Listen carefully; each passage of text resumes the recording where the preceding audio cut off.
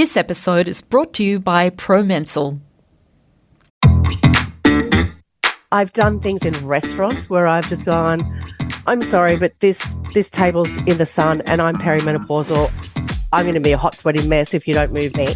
Welcome to Thriving in Menopause, brought to you by Prevention Magazine. I'm Andrea Duval, and today I'm talking with TV presenter Shelly Horton. Hi, Shelly. Hello, I am so excited that you invited me to be part of this podcast. I've been waiting for your call. Shelly, I know you had a bit of a hard time with perimenopause, and so I'm pleased you're happy to talk about it really candidly with us today. And it also inspired you to create your own exciting business called Don't Sweat It, which I'm looking forward to talking to you about later. But first, I want to hear about your own experience. What were your first symptoms of perimenopause? I didn't know that they were perimenopause symptoms. Yeah. So I just want to make that clear because I'm a journalist. I consider myself fairly informed. I've worked in, stories on women's health for years and years and years, and I had never heard the word perimenopause. So to me, I thought I got depression. Right. And unfortunately for me, my perimenopause hit in 2020 when we were in lockdown and COVID was rampant and there was a lot of fear. I had days I couldn't get out of bed. I had at least once a day I'd cry, and not like bawling my eyes out and not being, able to do anything, but just tears would just run down my face while I'm sitting at my computer working. And I just figured that was because of COVID and because, it was very stressful with the pandemic. And I didn't think to speak to anyone about it because I figured everyone was feeling that. Then I had some anxiety as well and some real shortness of breath, which I've never experienced before, even though if you can hear it at the moment, I have a slight chest infection, so please excuse my voice. And then it wasn't until September 2020 that I got a period. Now, that sounds weird, but I had Armageddon periods my entire life. So I have had a Mirena put in every 5 years. And so for 12 years, I had not had a period. And then I had a period that lasted 32 days. What? And then another period that lasted 60 days. Oh, so by then you knew that there was something really wrong. That's when I'm like, okay, and to be honest, I thought, maybe I've got uterine cancer. Yeah. I thought really that. Scary. I had no idea that at 46, I'm actually at the exact time that you would be going into perimenopause. And I didn't have a great time with GPs because a lot of GPs were still fearful of you coming into the office and, all of that sort of stuff. And so I had one GP on telehealth who just said, look, you sounds like you're very stressed and, maybe you should meditate. I was like, thanks very much. That's not the answer. I had another GP just send me for blood tests, and we know now that blood tests for your hormones change every single day. So that's not relevant. But when I had this massive bleed that went on for such a long time, a GP sent me to have an internal ultrasound to make sure the Mirena wasn't displaced and make sure that it wasn't any of the nasties, which I think is important to do anyway. But I didn't actually seek help for my symptoms until it got to the point where I was struggling to get out of bed. I was really losing my work ethic. I didn't want to work. I was fearful of going into Channel 9, which is crazy. I've been on air for 30 years, but I'd be able to go in and fake it. But then I'd drive home and I'd be saying such horrible things to myself. I would say things like, you should quit before they fire you because you just embarrassed yourself in front of the nation. And I can't believe you sound like such a moron on TV. You're past it. You can't keep up anymore. And that sort of negative talk just fueled the depression, and I spiraled, and it got to the point with my husband, who is an earth angel. His name's Darren. And he just said, babe, I think we need to go and see Dr. Ginny Mansberg, who was a friend of mine. I think we need to see Dr. Ginny because the chemicals in your brain aren't working. And for me, I think when he said there's something wrong with the chemicals in your brain, Oh, beautiful. that connected with me rather than there's something wrong we with need you. to see a doctor because you're crying every day. There's something wrong with you, like over there, that. it's not you. And there's a lesson in that for everyone about menopause. It's not you, it's the chemical. Not you. I imagine you probably hadn't associated the depression and the menstrual bleeding with being the same cause. No, absolutely not. Absolutely not. And then, when the first GP said to me, "Oh, you might be perimenopausal," I was like, "Peri what?" Like I can't believe that I didn't even know this. And when often doctors or GPs will just say, "Oh, this is the start of menopause," and I'm like, "Hang on a minute. I'm 46. I'm hot. Like what the hell?" That's for old ladies with grey hair clutching their pearls and they have hot flushes and then their period stop. That's all that happens, right?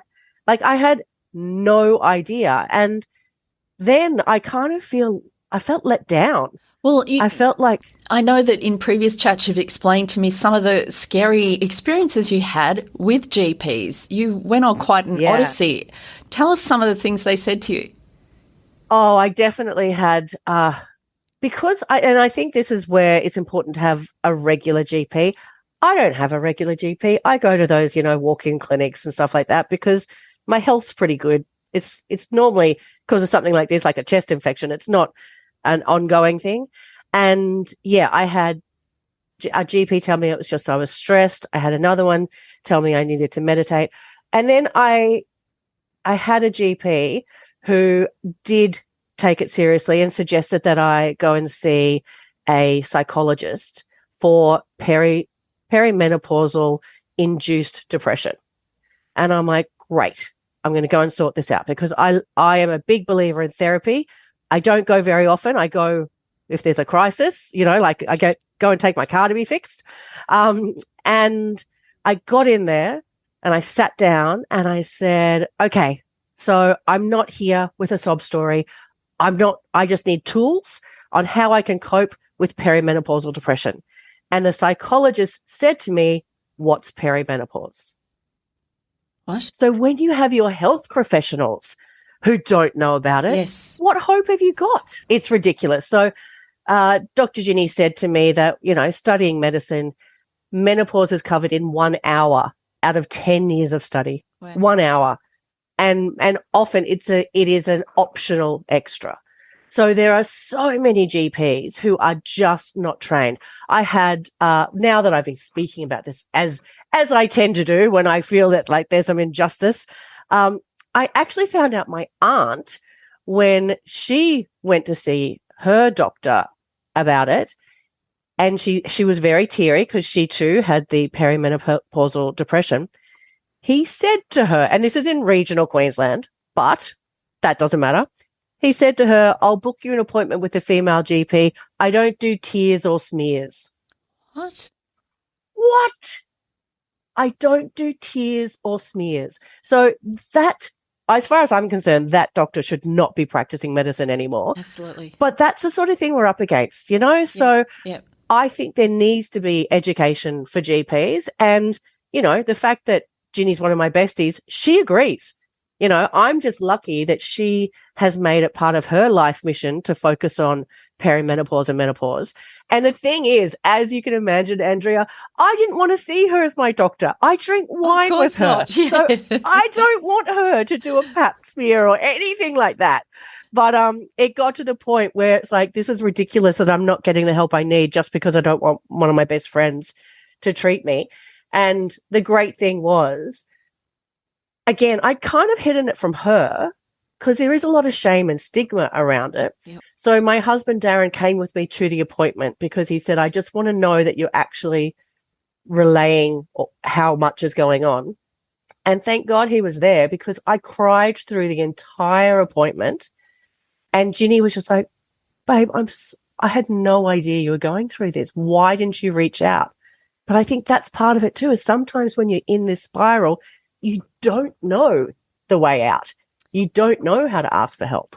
Well, I think one of the things that, we are really bad at doing is talking to our girlfriends about this kind of stuff. Well, yes and no.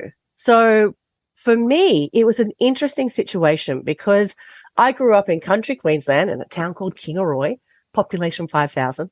So, of course, as soon as I finished high school there, I was getting out of Dodge. So I moved away instantly, moved to Melbourne, London, Sydney. So I didn't have my school friends who were the same age going through the same thing. I have friends with varied ages, but most of them are about 10 years younger than me.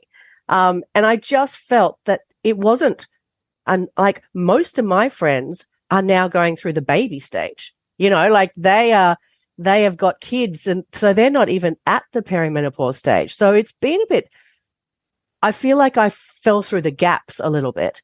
But talking to followers online, because I love talking about this on my social media because I think that's a great way just to break the stigma. And I have lots of people saying, I do talk to my girlfriends to it, but I play it down. Or I don't want to bring it up at work because people will think I'm going to unemployable and things like that. So there's just still so much stigma around it. And that's what I want to bust. We'll be right back after this. Perimenopause can actually start in your 40s. Declining estrogen production during perimenopause brings on changes to menstrual cycles and often the onset of hot flushes, night sweats, mood swings, and sexual problems. Promensal Peri is specifically designed for perimenopausal women and can help relieve these common menopausal symptoms. Promensal Peri is available at leading pharmacies across Australia and offers a cost-effective treatment at under $1 a day. When things start to change, try Promensal Peri. Always read the label and follow the directions for use. Okay, we're back. I guess you and I are big campaigners about is we really need to be told as much about this as we did when our mums sat down and had that chat before our first period. What did your mum say when you started talking about your symptoms? I almost feel sorry for my mum telling this story, but it's the truth. And we've had to have a come to Jesus about it afterwards. So my mum was actually visiting my aunt in Tasmania. And so I knew I couldn't call her because I'd still be, bursting into tears at that stage. So I wrote her this really long text and it was like, Mum, I just want you to know that I've started perimenopause. I have perimenopausal induced depression and anxiety. I'm having terrible hot flushes. But I just want you to know that Dr. Ginny's looking after me and Darren's been amazing. And I'm now taking MRT and I'm also taking antidepressants and I'm seeing a counselor. So I'm doing all the right things and I've got the support around me. And poured my heart into this text message. And she replied, chin up. Oh, I know. Chin up. That's her generation. Yeah. They didn't talk about it. They didn't complain. They went through those same symptoms. Mum had never discussed it with me, ever. Now that I talk about it nonstop, we've had some very, really eye-opening discussions. And she has now said that she wishes she'd handle it differently, but that's just what she knew, basically. So She's even admitted that at one stage she got such a dry vagina that it started bleeding from rubbing together. I'm like, Mum, there's creams for that. Is there? I don't want anyone looking down there. I'm like, wow. It's just one generation of change. And I'm like, are you kidding me? Give me all the creams. Give me all the drugs. Give me everything because I don't want to feel like this. Yeah. So it's pretty full on. Fortunately, now you've got some of these things under control. But I suppose what's been the most awkward or embarrassing situation? So it's a good question because I know everyone's symptoms are different. And for example, Dr. Ginny floods. So she'll be sitting treating a patient and then all of a sudden floods. So that's embarrassing for her. for me, it's the hot flushes. So mine are quite strange, or I think they're strange. Apparently, hot flushes can come in all different forms, but I'm just at a higher temperature than everyone all the time. So I'm just warmer than everyone. My husband, bless him, has to live with the aircon on. He puts jumpers on. And then I get triggered flushes. So for me, if I eat spicy food or if I have a hot cup of tea, something like that will trigger a flush. But what has happened now is my body doesn't know the difference between bad anxiety and good, excitement. So for me, I do a lot of live TV where I don't get nervous doing TV. My heart rate barely goes up, but I'll get a hot flush. And so one time I was standing outside in the green room ready to do Today Extra, and they said to me at the last minute, normally I'm on and I'm, debating Ben Fordham or something like that. And then they said, oh, we're subbing in Liz Hayes today because she's going to be promoting Under Investigation. So you'll be debating her. And I just went, oh, I adore Liz. Like I idolize her. And I got this hot flush where my makeup started dripping off my face. Oh, no. So I ran back to makeup. I got a touch up and I ran back and I was just fanning myself with my script. And I just said, Liz, I'm so sorry. I'm having a pretty severe hot flush. And she went, oh, honey, I'm so glad I'm through that. Don't worry, it does get better. And I'm like, that's all I needed to feel a little bit better. Yeah. Just that sisterhood of like, yep, I've been there. And you know what? I think we're going to have like this, the sandwich generation we're in now, where, we're dealing with older parents and younger children. The kids, the girls who are getting their period now, they're not going to have any of these problems because they talk about it. They have no shame. They don't, remember shoving your tampon up your jumper to go to the toilet at school because you didn't want anyone to know you had your period? Are you kidding me? They're like throwing tampons to each other in class and absolutely, okay with talking about it. So I think it's really going to be this little middle area where we are now strong, we're financially independent, we have got a voice, and we're not going to put up with this shit anymore. So it's time for us to look after each other before. And so for some of those women who have been silent to go, hey, here's a hand. Here's what I did. We'll be right back after this. Okay, we're back. I'd love to hear from you some of the simple and practical things that you do yourself and that you could recommend to others.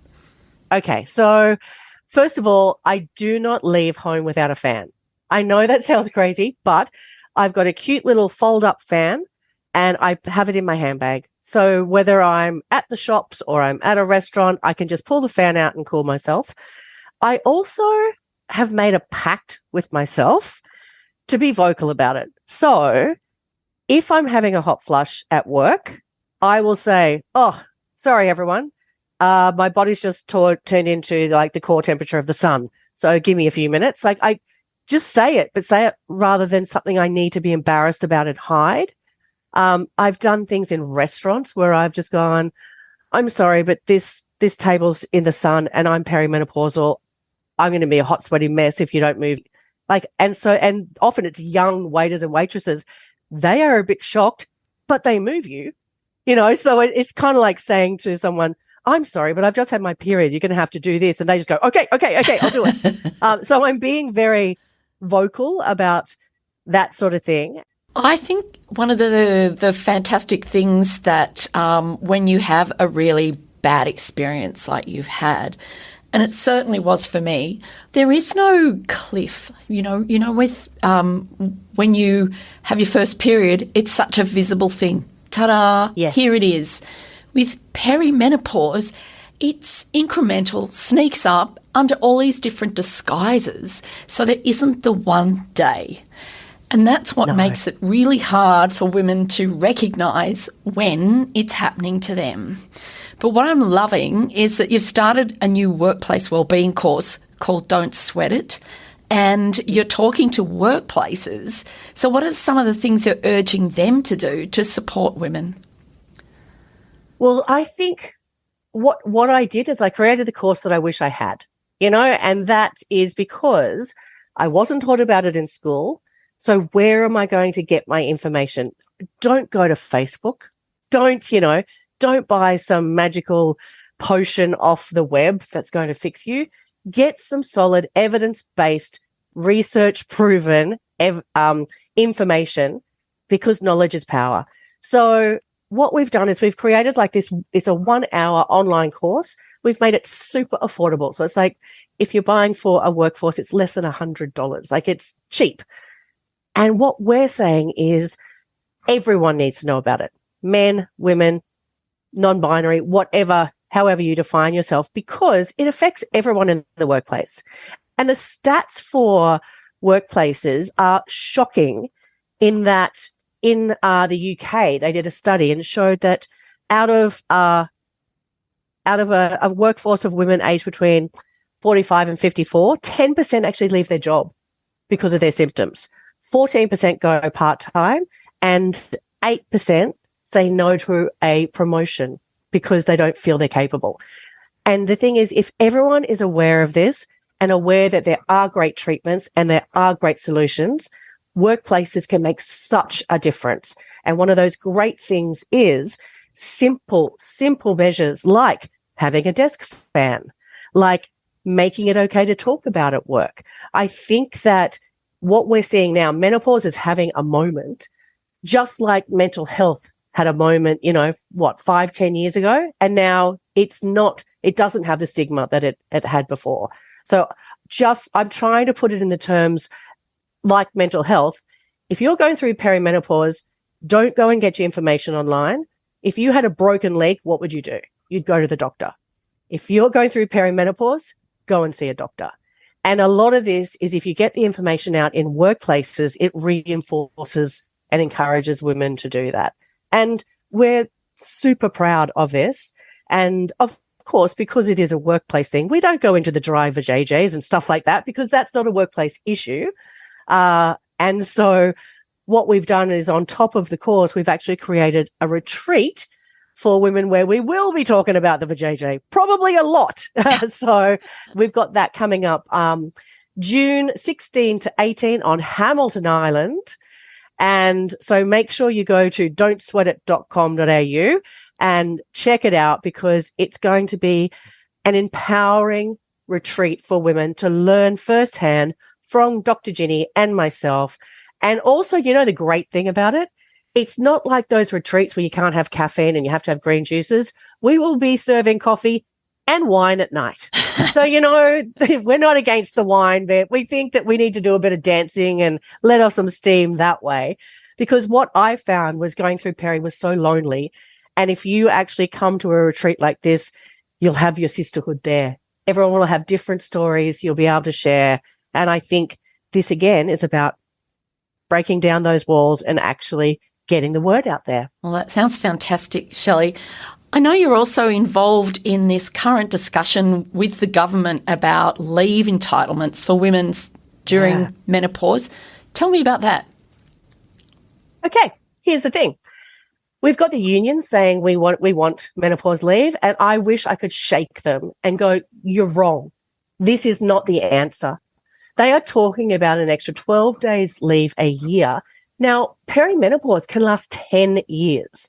What employer wants to give sick leave and menopause leave? They basically are paying for their workers to not be there a third of the time. To me, it's ludicrous. And it also feels like a massive Band-Aid. In other words, not my problem, you go and deal with it. What we need instead is workplace education, so that we, at all stages of perimenopause, menopause, and postmenopause, know what's coming.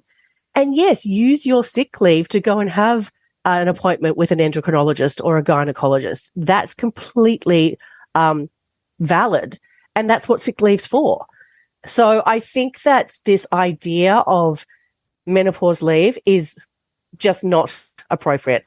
So in terms of answers, which we're all seeking every day, I guess, what's the one most important thing that you think every woman should do for herself during perimenopause? I think, first of all, it's get informed. Forewarned, forearmed. I think that if I had known about perimenopause before I started it, I would not have lost 9 months of my life.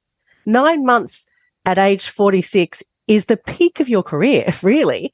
Should have been firing on all cylinders. So I think knowledge is the most important thing. And then I think that the other thing is to listen to your body and don't write off symptoms because they could be something else.